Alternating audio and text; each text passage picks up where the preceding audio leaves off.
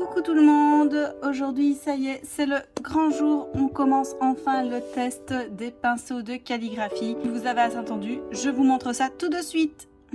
Je commence avec le brushing pen de chez Pentel. Je vous avoue c'est mon chouchou, donc je risque de pas être très objective.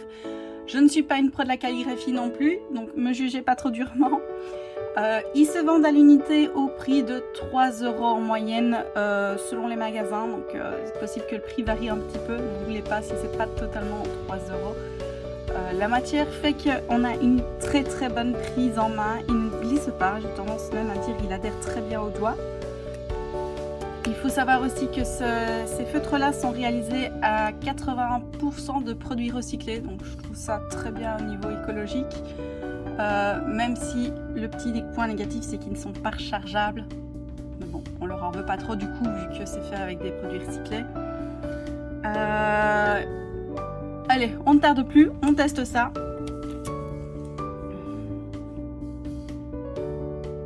On peut voir les traits sont très faciles à faire fin, comme plus épais et vraiment très épais. Donc voilà, en fonction de l'inclinaison de la plume, on voit très bien que c'est facile à faire. Donc il est vraiment chouette pour utiliser pour les titres de taille moyenne et les petits titres. Donc c'est vraiment assez sympa, idéal pour tout ce qui est bullet journal, la calligraphie dans un journal intime ou même pour du scrapbooking. C'est vraiment chouette. Il faut savoir aussi qu'il est aquarellable, je vous montre ça tout de suite. Je trempe dans l'eau. On peut voir que la couleur est effectivement beaucoup plus claire en fait, et donc plus on va écrire, plus elle va être foncée. Si vous voulez faire des dégradés, c'est assez sympa à tester chez vous. Si mon papier pie, ça va pas aller. Et on arrive à la couleur d'origine. Voilà, j'ai vraiment été très vite pour la calligraphie, donc m'en voulez pas. Donc voilà, on voit vraiment le dégradé. Et comme je vous disais, il ne perce pas. Vous voyez, il n'y a rien derrière. Donc c'est vraiment chouette, même si vous utilisez des bullet journal ou des carnets bon marché. Franchement, n'hésitez pas, vous pouvez y aller, toute confiance. Maintenant, c'est vraiment que pour de l'écriture. Je n'utiliserai pas ce genre de petits marqueurs à pinceau pour de la mise en couleur. Vraiment spécialisé là-dedans. Voilà, on va passer au suivant. Alors le suivant qu'on va tester, c'est le Brushing Pen Artist de chez Pentel. On a l'impression qu'il est assez similaire par rapport au précédent, mais pas du tout en fait. Je vais l'ouvrir tout de suite, vous comprendrez très vite. Il est au prix de 3,87 € à l'unité.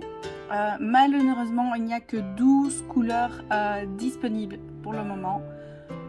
Comme son prédécesseur, il est fabriqué à 82% de produits recyclés et n'est pas non plus rechargeable. Pour la prise en main, c'est exactement la même matière. Bon, niveau gueule, il a un peu plus de gueule, je trouve quand même, avec un noir pailleté. Ils se vendent aussi à l'unité, donc n'hésitez pas à les voir. Je passe tout de suite à la démonstration. Donc, on voit très bien que la plume ici, donc c'est vraiment une plume pinceau. Elle est très souple, mais genre très souple. Moi qui suis débutante en calligraphie, j'ai vraiment galéré pour le prendre en main parce que du coup elle part vraiment dans tous les sens. C'est vraiment très compliqué à faire des belles nuances de traits quand on n'a pas l'habitude, donc je le déconseillerais peut-être aux débutants. Maintenant si vous êtes un confirmé, je le trouve vraiment très agréable, il glisse vraiment sur le papier et il permet vraiment, le fait d'avoir une plume comme ça, de faire des titres assez grands l'air de rien. On essayera après l'aquarelle, je ne sais plus parler, l'aquarelle. Vous voyez vraiment, je galère vraiment à garder ma plume, même si j'appuie pas spécialement fort, à faire des belles nuances nettes. Pour faire du plat, c'est facile, hein.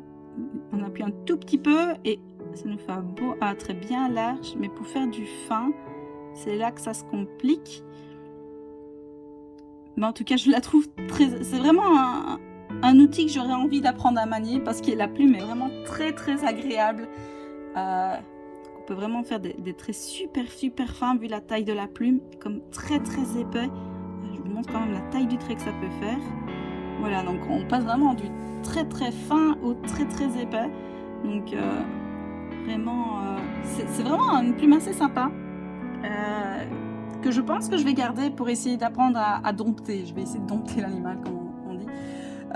On va essayer de voir ce que ça donne avec l'aquarelle. Je ne l'ai pas encore fait, donc... Ah ouais, vraiment, là, c'est vraiment du fluo, quoi. Déjà que c'était pas un rose discret. Et alors, je suppose qu'on va faire un beau petit dégradé, comme ça. Je suppose qu'avec l'habitude, quand même, ça permet de faire des belles nuances. Peut-être plus des polices plus carrées à essayer aussi. J'aime bien les polices manuscrites. Les polices comme à l'époque, mais j'avoue que toutes les plumes sont pas faites pour ça. Donc ici, là, on voit vraiment que le dégradé n'a pas duré très très longtemps. À partir d'ici, on voit déjà que ça redevient la couleur d'origine. Maintenant, voilà, pareil, pour l'écriture, pas pour de la mise en couleur, parce que vous allez foutre la plume en l'air, clairement. Pour tout ce qui est taille du titre, moyen, voire grand. Les petits titres, je pense que vous pouvez clairement laisser tomber. Je vais essayer pour vous. Bon, qu'est-ce qu'on peut écrire? On va faire juste une petite majuscule. Ouais, non, c'est vraiment la misère, en fait. Là, j'écris, c'est mon écriture normale. Et j'ai galère vraiment à garder la plume droite, en fait. Donc, voilà. Peut-être pas pour les débutants, mais pour les initiés, franchement, oui, c'est vraiment un petit marqueur de calligraphie que j'apprécie beaucoup. Donc, à savoir manier, il est excellent. Voilà. On passe au suivant. Alors maintenant, je vais tester le Zik Art Graphic Twin Zik qui a été racheté par Kuretake, qui est une marque japonaise. Et il possède deux pointes, donc une pointe pinceau et une pointe plus rigide, qui peut être sympa aussi à écrire avec une pointe rigide dans que ce soit pour le scrapbooking ou bullet journal. Ils se vendent à l'unité au prix de 2,96 €. Ils sont aquarellables et il y a 81 couleurs disponibles. C'est assez sympa, sachant qu'on peut les acheter comme on veut. On va tester ça tout de suite pour voir un peu ce que ça donne. Donc on va commencer par la pointe pinceau. La pointe est très très souple. Maintenant au niveau des nuances des traits, pareil, j'ai vraiment du mal avec les pointes souples pour le moment.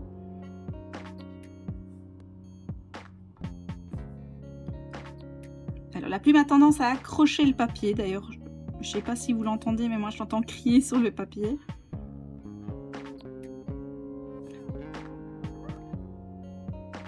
Hop.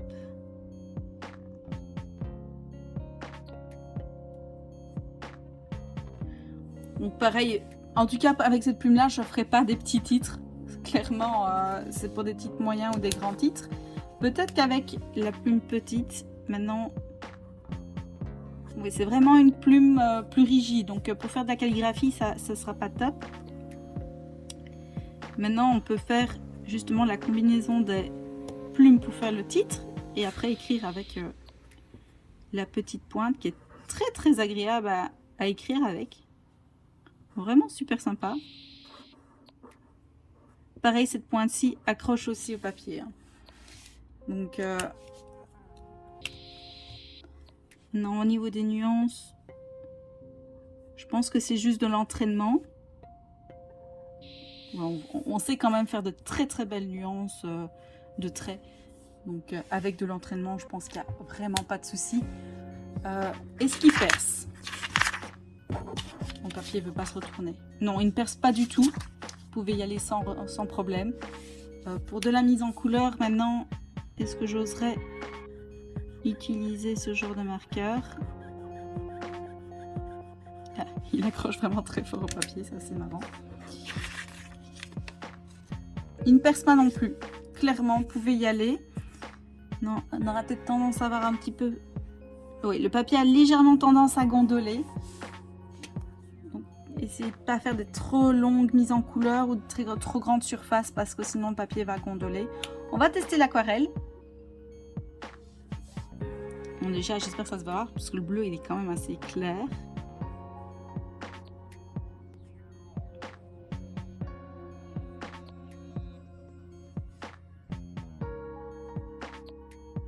Oui, effectivement, c'est très léger.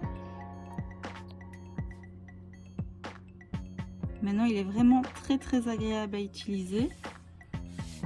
Donc, seul petit reproche que j'aurais tendance à faire, c'est qu'il est quand même assez long.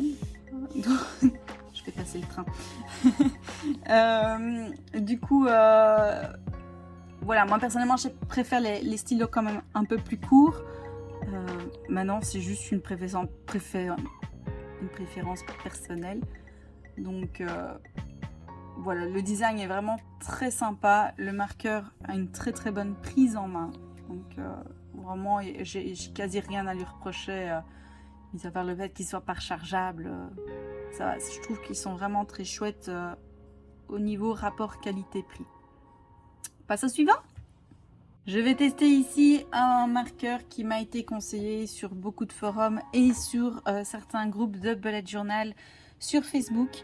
Ce sont les fameux Tombow. Les voilà. Ils ressemblent très fort au Kuretake que je viens de tester. Je pense que c'est les concurrents directs des Kuretake Zik Art Graphic Twin. Avec exactement la même configuration. Donc une plume et un feutre dur comme ceci. On va tester ça. Je tiens à préciser que la matière ici est assez glissante, l'air de rien. J'ai les doigts fort lisses maintenant, ce qui fait que j'espère que ça va pas glisser lorsque je vais écrire. Et ils sont, même défaut que le précédent, assez longs. Comme vous pouvez voir. L'avantage, c'est qu'il y a 107 couleurs différentes et un blender pour mélanger les couleurs. Donc c'est vraiment très sympa. On peut vraiment en avoir pour tous les goûts. Et les couleurs se mélangent entre elles. Donc il ne faut pas hésiter à faire des petits mélanges pour des cartographies ou même dans votre belette. Ça peut être vraiment sympa. Il est aussi aquarellable. Donc on testera l'aquarelle après. C'est parti.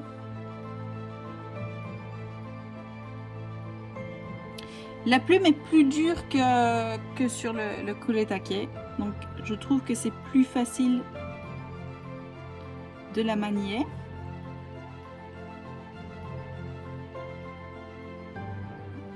Comme on peut voir, les nuances sont beaucoup plus faciles à faire pour des débutants. Si j'ai un pro de calligraphie qui me regarde, il va tomber là.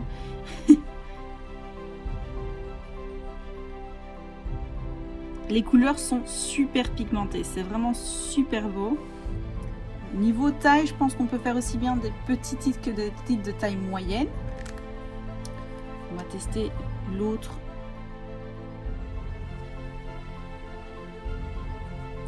Par contre, la pointe dure, je préférais sur l'autre marqueur. Elle était plus agréable.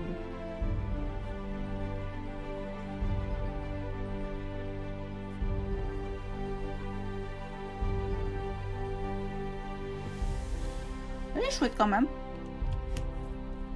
Maintenant pour le prix, tenez-vous bien, donc c'est les plus chers.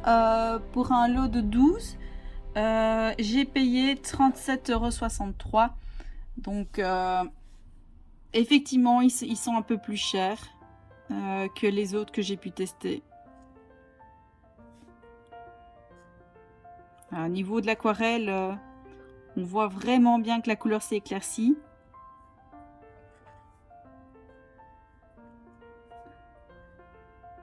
Pas laisser trop longtemps dans l'eau parce que sinon le dégradé, bah, il n'a pas tort de se faire. On a fini d'écrire. Mais là, je trouve que c'est la première fois de tous les feutres que j'ai testés qu'on voit vraiment un beau dégradé. Donc au niveau des traits, on peut vraiment faire de très belles nuances de traits. Une mise en couleur peut être facilement faite aussi. Donc, je vous montre avec l'aquarelle.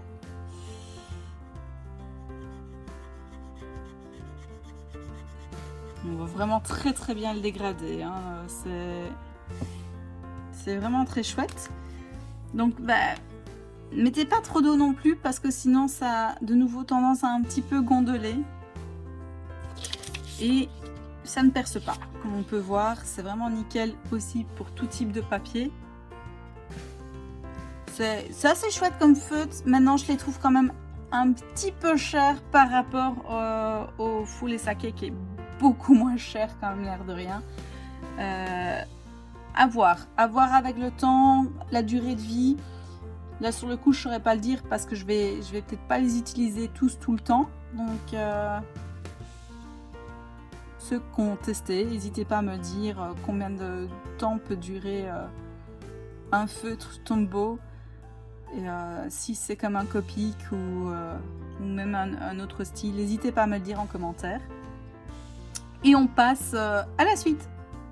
On va passer à une marque que j'affectionne particulièrement. Je ne savais même pas que cela existait en mode brush. C'est Stabilo. Et oui, Stabilo a fait ici une gamme brush à pinceau. On va voir ce que ça donne. Oh, je vais prendre le turquoise. Bah, au niveau gueule, bah, c'est un Stabilo. Hein, donc, jusque là, il n'y a pas de grande surprise en soi. Il n'y a qu'une seule pointe, la pointe pinceau. Donc, on va voir tout de suite ce que ça donne. Hop. On voit bien la pointe pinceau ici. La prise en main, bah, le fait, c'est un peu comme tous les Stabilo. Je trouve que la forme qu'ils ont, ça empêche nos doigts de glisser, l'air de rien. Donc on a la pochette pour, je crois que c'était une histoire de 13,19 €, un truc du genre, pour 10. En soi, bah, c'est pas cher du tout. Donc à voir si maintenant sont si bien et aussi efficaces que les tests précédents. Donc c'est le Pen 68 Brush, hein. Il faut bien qu'il soit marqué Pen 68 Brush, voilà. Testons ça. Allez, on se lance. La plume est moyennement souple en fait, donc elle ne se plie pas, mais quand on appuie dessus, on sent quand même qu'elle plie un tout petit peu, vraiment un tout petit peu, hein. Alors pour celle-ci, en tout cas, je ferai des titres de taille moyenne, voire petit.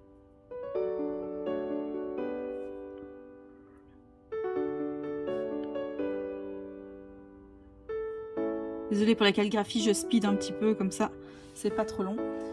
Donc on peut voir quand même que c'est assez facile à faire. Au niveau des traits, ça donne quoi? Oui, donc on peut quand même bien faire des nuances. Il faut un temps d'adaptation pour vraiment faire des beaux traits. Donc au début, bah, vous faites des petits exercices hein, pour vraiment dompter la plume. Je peux pas dire dompter, mais savoir manier la plume en tout cas. Effectivement, ça ne perce pas. Donc au niveau mise en couleur, vous pouvez y aller aussi. Franchement, c'est assez chouette pour faire une mise en couleur.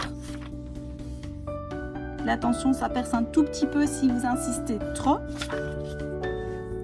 Et ça n'a pas tendance à gondoler. Donc, on va voir si maintenant ils sont aquarellables.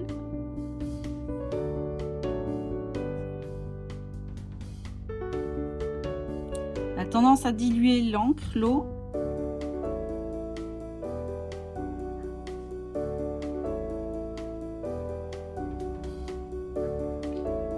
Et personnellement, je trouve que ça ne rajoute pas un plus. Voilà, il n'y a pas besoin de mettre d'aquarelle à celui-là parce que non, on voit pas vraiment. On voit que c'est plus clair, mais il n'y a pas de beau dégradé. Maintenant, vous pouvez faire de très grands titres quand même avec, hein, si vraiment vous avez l'habitude. Il faut vraiment avoir l'habitude. J'ai tendance à écrire petit, donc je n'ai pas l'habitude de faire des grands titres.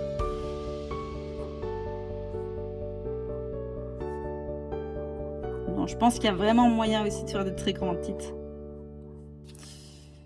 Je pense que j'ai tout dit sur ce petit Stabilo. Je trouve que c'est un très bon rapport qualité-prix pour commencer, en tout cas avec des pinceaux de calligraphie. Quand on hésite un petit peu, est-ce que ça va nous plaire ou pas?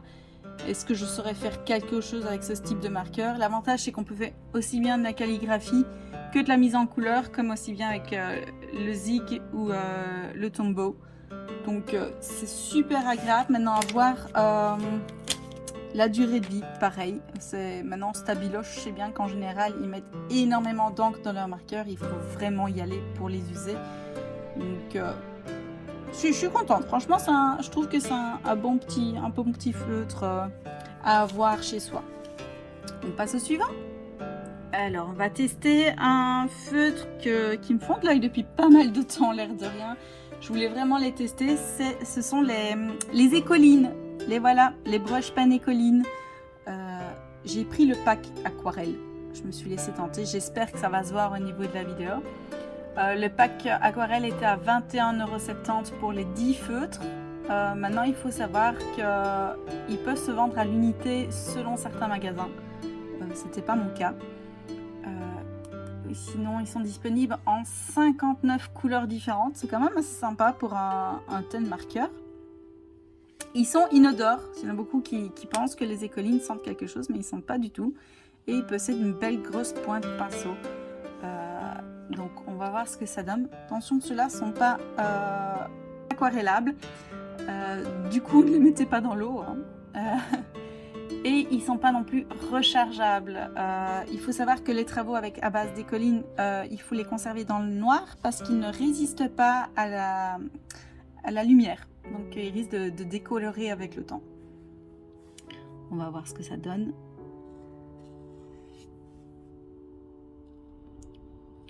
La plume est assez souple, l'air de rien. On fait des gros titres avec les écolines. Hein. On ne s'amuse pas avec des petits titres, ce serait très compliqué.